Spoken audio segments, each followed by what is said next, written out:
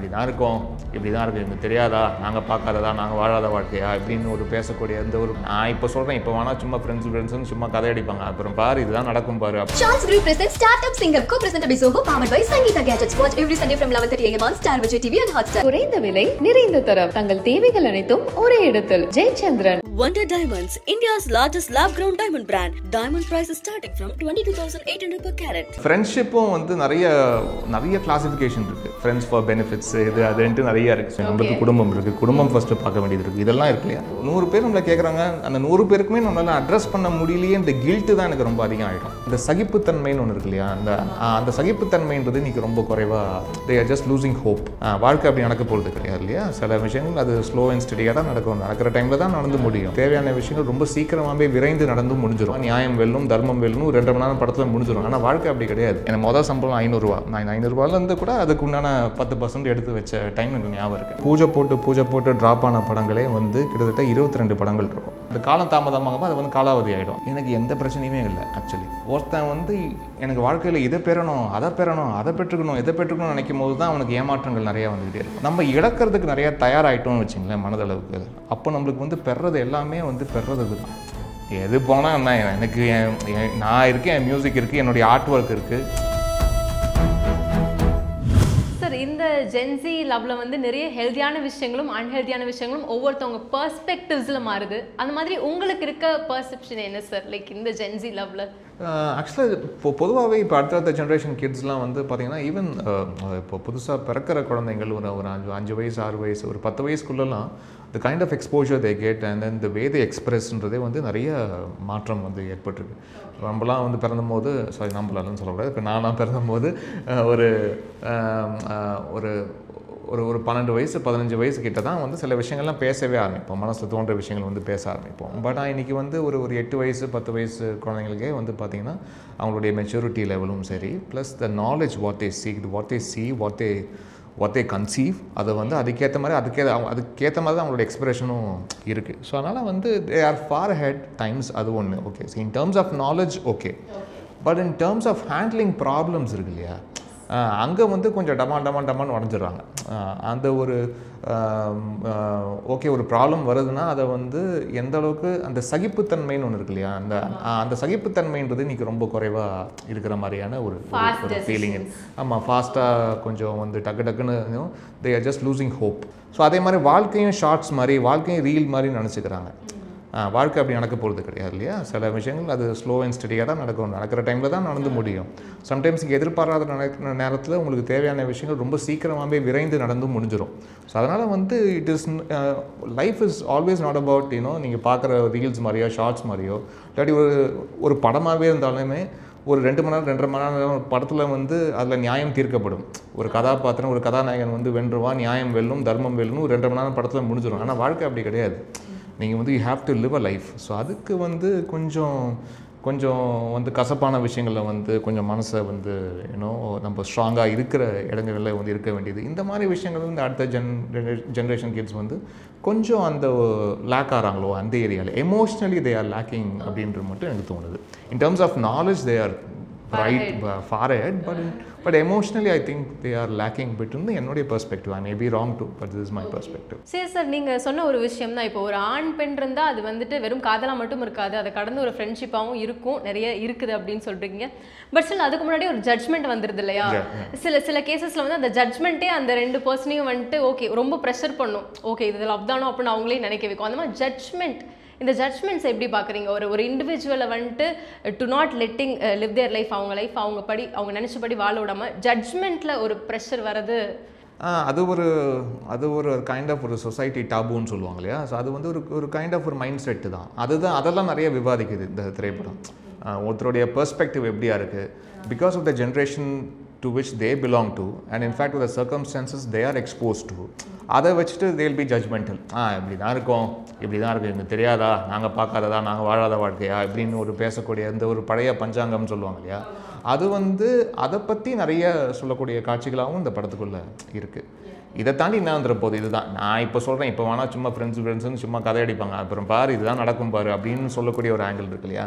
அது இல்லாமலேயும் பாசிட்டிவாகவே இருக்கலாம்ல, அவங்க அப்படியும் இருக்க ஒரு வாய்ப்பு இருக்குல்ல. ஸோ அதை பற்றிலாம் வந்து சொல்லக்கூடிய ஒரு படமாக இது வந்து பார்க்குறோம்.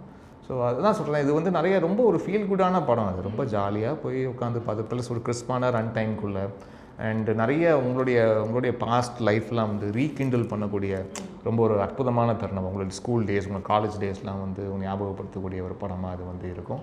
ரொம்ப நிச்சயமாக உங்களுடைய ஹாப்பி மூமெண்ட்ஸை நிறைய வந்து ரீகலெக்ட் பண்ணக்கூடிய படமாக அது இருக்கும். விண்டேஜ் மெமரிஸ் எல்லாம் வந்து கொண்டு வந்து கொடுக்கும் நம்புறோம். இன் அ பாசிட்டிவ் வே. ரைட், இவ்வளோ விஷயங்களை நீங்கள் பேலன்ஸ் பண்ணிட்டு இன்னொரு பக்கம் யூஆர் வெரி ஹாப்பிலி உங்களோட பயங்கரமான ஒரு ஹாப்பி சைடை நாங்கள் வந்து சூப்பர் சிங்கர்ல செட்ல பார்த்துட்டு இருக்கோம். அவ்வளோ குழந்தைங்களோட நீங்கள் வந்தீங்களோ? Okay okay okay. ஸோ அவ்வளோ குழந்தைங்களோட ரொம்ப ஹாப்பியாக அந்த சைட் ஆஃப் இமான் சார் பார்க்கும்போது இன்னும் அது ஒரு மாதிரி இருக்குது. இப்போ இந்த பக்கம் இவ்வளோ பிஸி மேன், அந்த பக்கம் அவ்வளோ விஷயங்கள். But still what I want to mention அப்படின்னா, நீங்கள் எப்பயுமே விடாத ஒரு விஷயம் டு டூ ஹெல்ப். அவங்களுக்கு வேணும் அப்படின்னா நான் அதை பண்ணுவேன், ஐ எம் ஹியர் அப்படின்ற ஒரு விஷயத்தை நீங்கள் எல்லாருக்குள்ளேயுமே அந்த ஹோப்பை கொடுத்துக்கிட்டே இருக்கீங்க. இல்லை அது ஆமாம் பண்ணணும்னு ட்ரை பண்ணுறோம். பட் அப்படின்னா இப்போ நம்மளுக்கு ஒரு 100 பேர் நம்மளுக்கு தெரியும்னா 100 பேருக்கு தேவைகள் இருக்குன்னா 100 பேருக்கும் சம்டைம்ஸ் நம்ம அட்ரஸ் பண்ண முடியாது. ஏன்னா நம்மளுக்குமே ஒரு கைண்ட் ஆஃப் ஒரு பொருளாதார நெருக்கடிகள் இருக்குது.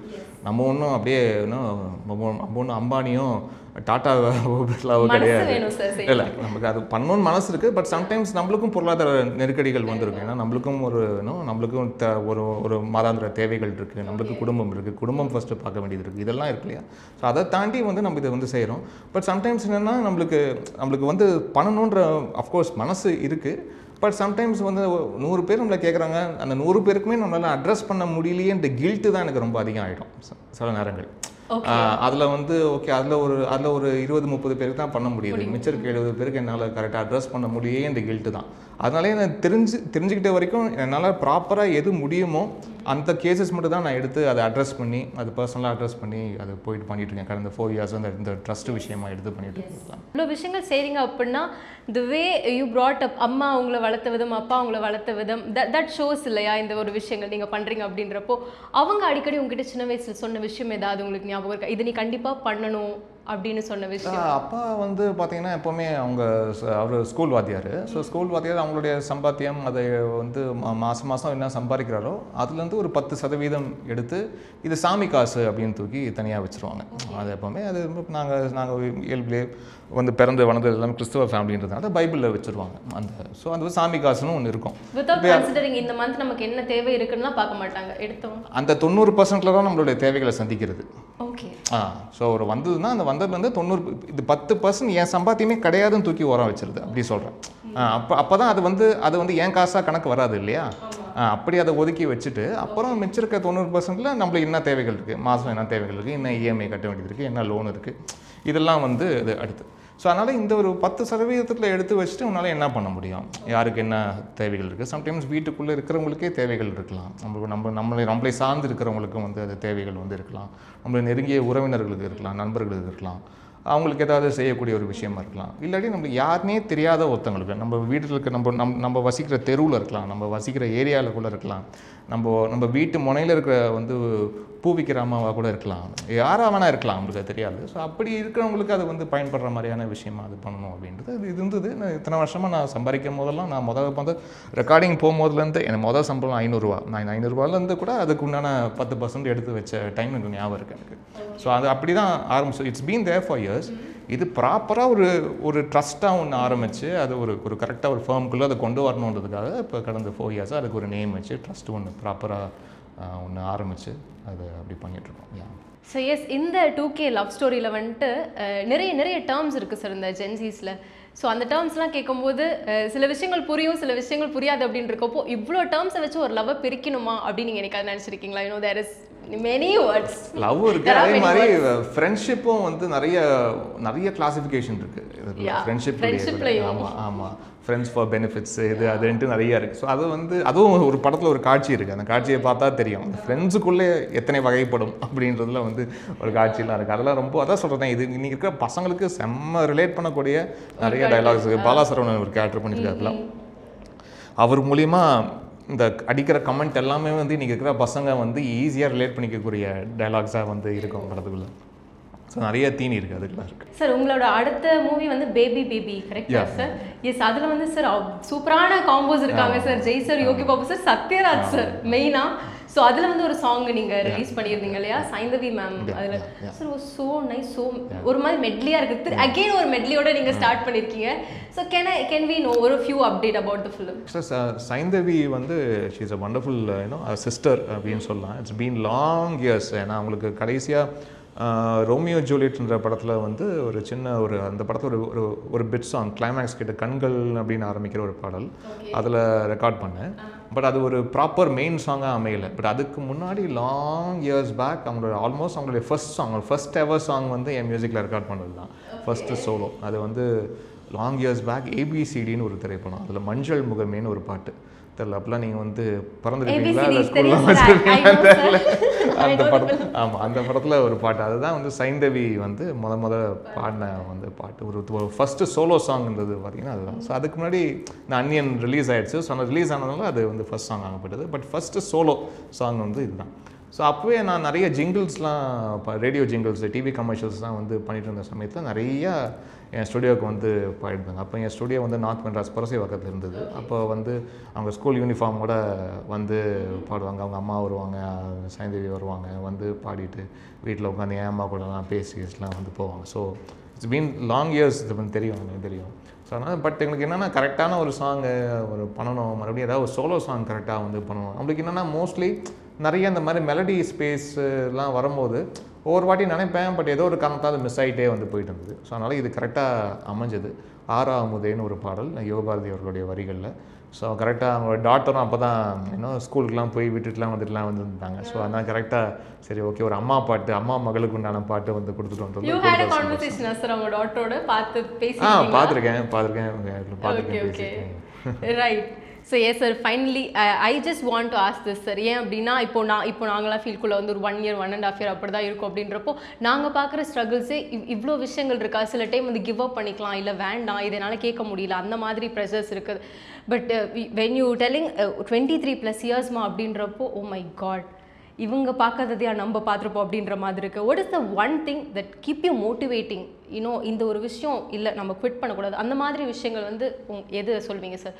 இல்லை சொல்கிறேன்னே, இப்போ இதெல்லாம் வந்து நாங்கள் சொல்கிறது எல்லாமே இப்போ இருக்கிற பசங்களுக்கு. ஏன்னா இப்போ நீங்கள் சொல்கிற அனுபவத்தில் வச்சே சொல்கிறேன். இந்த 1.5 வருஷத்துலேயே எனக்கு வந்து டயரிங்காக இருக்குது, ரொம்ப என்னடா இவ்வளோ கோத்ரூ பண்ண வேண்டியது இருக்கா அப்படின்னா. பட் ரிமெம்பர் 1.5 வருஷம் தான் ஆகுது. அதுவும் ஒரு பக்கம் யூ ஷுட் ஆல்சோ ரிமெம்பர். ஏன்னா எனக்கு ஃபஸ்ட்டு படம் வந்து தமிழன் ரிலீஸ் ஆகி அதுக்கு பிறகு எனக்கு மைனான்ற ஒரு படம் அமையிறதுக்கு கிட்டத்தட்ட ஒரு 8-9 years வந்து ஆயிடுச்சு அதில். ஸோ அதுக்கு முன்னாடி அதுக்கு நடுவில் நிறைய படங்கள் பூஜை போட்டு ஆரம்பிக்க, அதாவது வெளிவந்த படங்கள்ன்ற லிஸ்ட்டு வேறு. அது இல்லாமல் சொல்கிறேன், அது இல்லாமல் வந்து பூஜை போட்டு ட்ராப் ஆன படங்களே வந்து கிட்டத்தட்ட 22 படங்கள் இருக்கும் ட்ராப் ஆனது. ஸோ ட்ராப் ஆனது தான் வெறும் பூஜை போட்டு ட்ராப் ஆனது மட்டும் இல்லை, ஒவ்வொன்றுத்துக்கும் நம்ம வந்து பாடல்களும் ரெக்கார்ட் பண்ணியிருப்போம். இங்கே 2 பாட்டு, இங்கே 1 பாட்டு. சில படங்கள்லாம் வந்து படங்களே முடிஞ்சு ரீரெக்கார்டிங்க்கு வர முடியாமல் ஃபண்டு இல்லாமல் நின்ன திரைப்படங்கள் இந்த மாதிரிலாம். ஸோ அதெல்லாம் வந்து மாட்டிக்கிச்சு தான். அதை எடுத்து நான் இன்னொரு படத்துக்கும் யூஸ் பண்ண முடியாது. காரணம் அதில் வந்து ஷூட் பண்ணியிருப்பாங்க, ரைட்ஸு இந்த மாதிரி மற்ற இஷ்யூஸ்லாம் வந்து இருக்குது.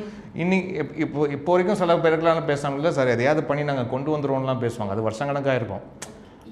அது வந்து இன் டர்ம்ஸ் ஆஃப் வந்து என்ன சொல்கிறது, ஏன்னா இப்போ திரைப்படங்கள் வந்து அந்தந்த காலகட்டத்துக்கு எடுத்து ஃப்ரெஷ்ஷாக கொண்டு வந்து விட்டால் தான். சம்டைம்ஸ் காலம் தாழ்த்தினாலும் எல்லா படங்களுக்கும் அது ஒர்க் ஆகுமான்னு தெரியாது. ஒரு சில படங்கள் வந்து ஏதோ ஒரு கான்செப்ட் ட்ரிவன் ஃபிலிமாக இருந்துச்சுன்னு வச்சிங்களேன், அது காலம் தாமதமாகும்போது அது வந்து காலாவதி ஆகிடும் அந்த படம் உங்களுக்கு. ஸோ இதெல்லாம் இவ்வளோ விஷயங்கள் தாண்டி இருக்கும்போது நம்மளுக்கு என்னென்னா ஒரு பாயிண்ட் ஆஃப் டைம் எனக்கு என்னென்னா பெரிய எக்ஸ்பெக்டேஷன்ஸ் எப்போவுமே லைஃப்பில் வச்சுக்கிட்டது கிடையாது.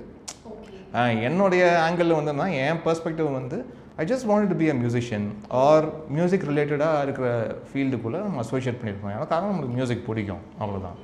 ஸோ அதனால தான் எனக்கு எப்போவுமே இந்த நிமிஷம் நம்ம கீபோர்டை எடுத்துக்கிட்டு ஒரு கீபோர்ட் ப்ரோக்ராமராக போய் ஒர்க் பண்ணுறதுக்கோ இல்லாட்டி ஒரு மிக்சிங் மாஸ்டரிங் இன்ஜினியராக ஒர்க் பண்ணுறதுக்கோ எனக்கு எந்த பிரச்சனையுமே இல்லை ஆக்சுவலி. பிகாஸ் எனக்கு வந்து I just wanted to be with music, அவ்வளோதான்.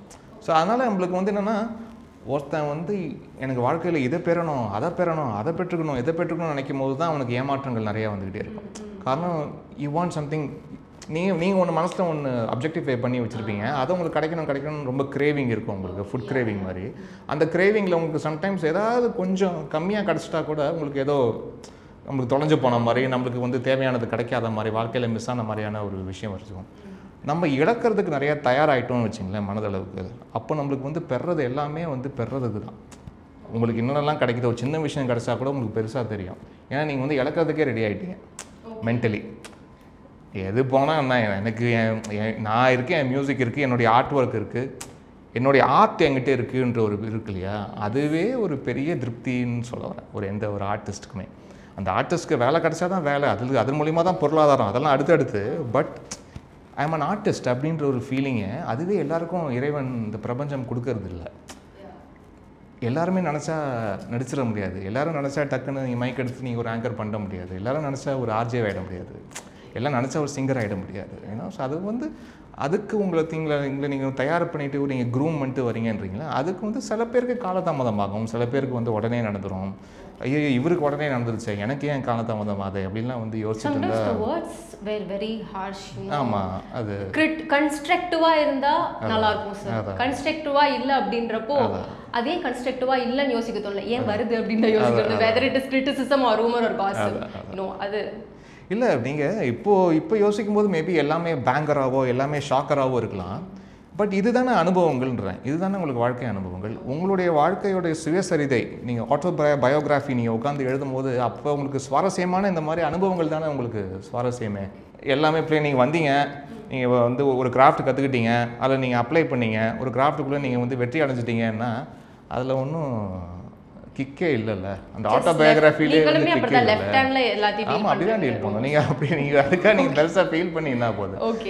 அதாவது நீங்கள் டேலண்ட்டாக நீங்கள் ஒரு கலைக்கோ ஒரு துறைக்கோ எந்த துறைக்கோ அதுக்கு நீங்கள் ஆற்றல் மிக்கவனா நீங்கள் மாற்றிக்கிறதுக்கு நீங்கள் என்ன வேணால் போராடலாம். அதுக்கு சில பேர் சொல்லும் போது சில பேர் உண்மையானவே கூட சில பேர் கமெண்ட் பண்ணுவாங்க, அது நம்மளை வந்து திருத்திக்கிறதுக்கு சில விஷயமா கூட இருக்கலாம். அதை நம்ம சிலது நம்ம அப்படி எடுத்துக்கணும். ஆனால் சில பேர் வந்து வாண்டடாக உங்களை வந்து கீழே பிடிச்சி தள்ளணும், நீங்கள் வந்துடவே கூடாதுன்னு அப்படின்னு நினைக்கிற விஷயங்கள்கிட்ட அதுக்கு நீங்கள் பெருசாக ஒரி பண்ண வேண்டிய அவசியமே வந்து கிடையாது. அந்த நேரத்தில் இருக்கிற ஃபினான்ஷியல் கிரைசிஸையோ அந்த நேரத்தில் இருக்க எமோஷ்னலாக நீங்கள் கோ த்ரூ பண்ணுறியோ, always remember it is just a phase. every small inch in your life, it is just a phase. And everything will turn upside down. அவ்வளோதான், அது மட்டும் தான் சொல்ல முடியும். எல்லாருக்குமே உங்களோட right from your birth and till your demise, அந்த காலகட்டம் எல்லாமே பெட்ஸ் ஆஃப் ரோசஸாக யாருக்குமே இருக்கிறது இல்லை, எந்த மனுஷனுக்குமே இருக்கிறது இல்லை. ஒன்று பொருளாதார ரீதியாக அவங்க வந்து நெருக்கடியை சந்திக்கிறான், இல்லாட்டி ஐடென்டிட்டி கிரைசிஸ் இல்லைன்னு நெருக்கடியை சந்திக்கிறான், ஒரு ஃபேமிலியிலையோ ரிலேட்டிவ்ஸ்லையோ எங்கேயாவது ஒரு நெருக்கடியை வந்து சந்திக்கிறான், இல்லாட்டி உடல் ரீதியாக அவனுக்கு வந்து எங்கேயோ பிரச்சனைகள் வந்து வருது, வந்து வருஷம் கணக்காக வந்து ஏதாவது நோய் நொடியோட அவன் வந்து பாதிக்கப்படுறான், அதுலேருந்து எப்படியாவது டெலிவரன்ஸ் கிடைக்குமான்னு பார்க்குறான். இந்த மாதிரி ஏகப்பட்ட பிரச்சனைகள் ஒவ்வொருத்தர் லைஃப்பில் டிசைனாக இருக்குது. அதனால் அது எதுவுமே இல்லாமல் பெட்ஸ் ஆஃப் ரோசஸ் ஒரு மனுஷனுக்குமே கிடையாது. அதனால் அதை மட்டும் ஞாபகம் வச்சுக்கிட்டு it is just a phase and it will change அப்படின்ற ஹோப்போட இருக்கிறது தானே life. Because hope is all about இன்றைக்கி என் நிலமை இப்படி இருந்தாலும் நாளைக்கு இது மாறிடும்ன்ற நம்பிக்கையே தான் ஒரு மனுஷனுக்கு ரொம்ப முக்கியமானது. தவிர்த்து இது போச்சா நீங்கள் போச்சு அவ்வளோதான் அப்படின்றீங்கன்னா அப்புறம் நீங்களே போயிட்டீங்கன்னா அப்புறம் எங்கே எழுத முடியும், சுவரில் எப்படி சித்திரம் எழுத முடியும்? Right. So full of hope and confidence. மற்றவங்க என்ன சொன்னாலும் we know our work. அவ்வளோதான். உங்களும் மேபி உங்களுடைய சுற்றி இருக்கிற அந்த க்ளோஸ்ட் சர்க்கிளும் அவங்களுக்கு நீங்கள் புரிஞ்சுக்கிட்டா போதும். நீங்கள் ஊருக்கெல்லாம் போய் நீங்கள் நம்மாராய்ச்சி நீங்கள் சொல்லின்னா அது மூலிமா என்ன சாதிக்க போகிறோம்? ஒன்றுமே கிடையாது. பேசிட்டே தான் இருக்கும், எதுவுமே பண்ண முடியாது. Charles Group presents Startup Singer, co-presented by Zoho, powered by Sangeeta Gadgets. Watch every Sunday from 11:30 a.m. on Star Vijay TV and Hotstar. குறைந்த விலை நிறைந்த தரம், தங்கள் தேவைகள் அனைத்தும் ஒரே இடத்தில். Jayachandran. Wonder Diamonds, India's largest lab-grown diamond brand. Diamond prices starting from 22,800 per carat.